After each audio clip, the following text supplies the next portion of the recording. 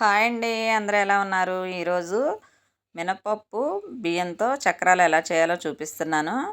మనం 2, 3 రకాల పద్ధతిలో చేసుకోవచ్చండి. నేనైతే ఈ పద్ధతిలో చూపిస్తాను. చూద్దాము.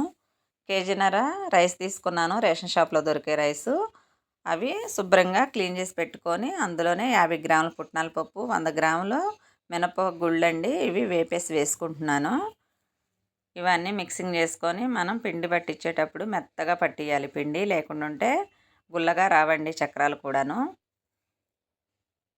ఈ పిండిని ఒక వెడల్పాటి గిన్నెలో వేసుకొని దీనిలోకి సరిపడా వాము తీసుకోండి. అలాగే ఉప్పు, కారం కూడా వేసేసుకోవాలండి.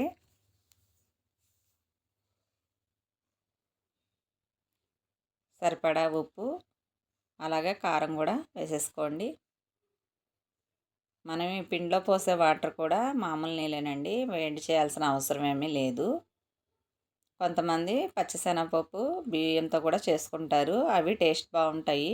కాకపోతే గ్యాస్ ఉన్నవాళ్ళు అవి తినలేరు. ఇవి ఇలా చేసుకోండి. గ్యాస్ ఉన్నవాళ్ళు కూడా ఈ చక్రాలు మంచిగా తినొచ్చండి. ఈ పద్ధతిలో మీకు నచ్చితే ఒకసారి ట్రై చేయండి. ఈ పిండి కలుపుకునేలోగే నేను స్టవ్ వెలిగించేసి ఆయిల్ కూడా పెట్టుకున్నాను. ఈలోపు ఆయిల్ కూడా వేడెక్కేస్తుంది. వాటర్ ఒకటేసారి పోసుకోకుండా కొన్ని కొన్ని పోసుకుంటూ కలుపుకోండి. పిండి మరీ గట్టిగా కాకుండా లూజ్గా కాకుండా చక్రాలు మనం నొక్కనే విధంగా కలుపుకోండి.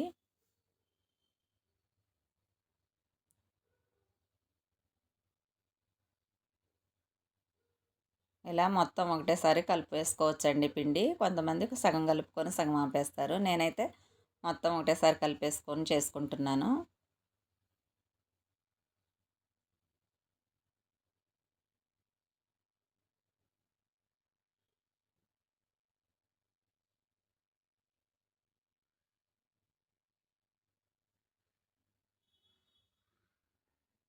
పిండి అయితే కలపటం రెడీ అయిపోయిందండి.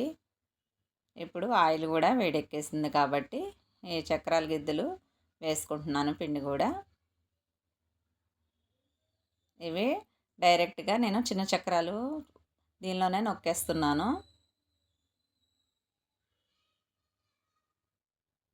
చిన్న చక్రాలు అయితే తినడానికి కూడా బాగుంటాయి. ఒకటేసారి పెద్దగా వేసుకోవట్లేదండి. ఈ పద్ధతిలో చేసుకుంటున్నాను నేను. మీకు నచ్చితే ఇలా చేసుకోండి.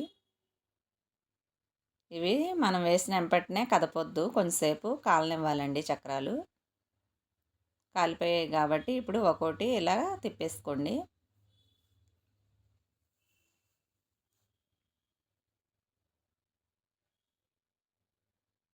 మళ్ళీ మనం తిప్పిన తర్వాత కూడా ఒక 10 నిమిషాలు కాలనివ్వండి.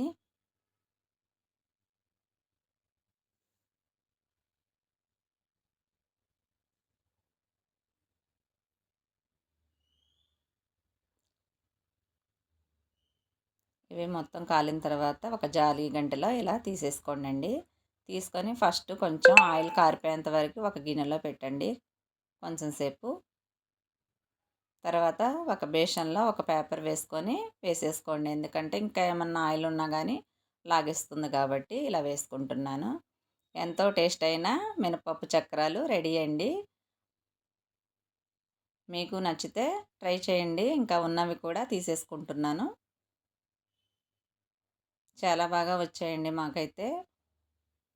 మా వీడియోస్ నచ్చితే లైక్ చేయండి, షేర్ చేయండి, సబ్స్క్రైబ్ చేసుకోండి.